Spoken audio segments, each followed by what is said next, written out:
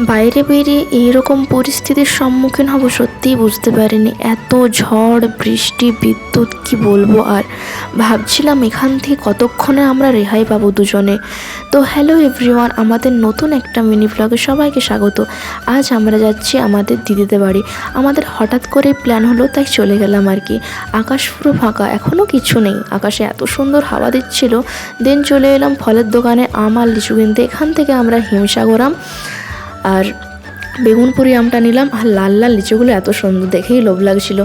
মেঘটা আবার দেখছি কালো করে এসেছে। একটা জায়গায় দাঁড়ালাম, ঝড়টা ভীষণই উঠেছিল, তখনও বৃষ্টিটা আসেনি, একটু একটু টিপ টিপ করে বৃষ্টিটা পড়ছিল। দেন এখানে অনেকগুলোই দেখলাম লোক আরে এসেছে। একা একা সাহস পাচ্ছিলাম না দাঁড়াতে, অনেক সবাই ছিল বলে একটু দাঁড়িয়ে গেলাম। বৃষ্টিটা রীতিমতো হয়েই চলেছে, থামার নাম নেই। এতক্ষণ হয়ে গেল তাও বৃষ্টি থামছে না। দেন বৃষ্টি থামলো, আমরা বেরিয়ে গেলাম। সন্ধে হয়ে গেছে প্রায়, রেডিমেডগুলো জ্বলছে রাস্তায়, এত সুন্দর লাগছে। আর আকাশটা দেখো কত সুন্দর না। তো টাটা সবাইকে।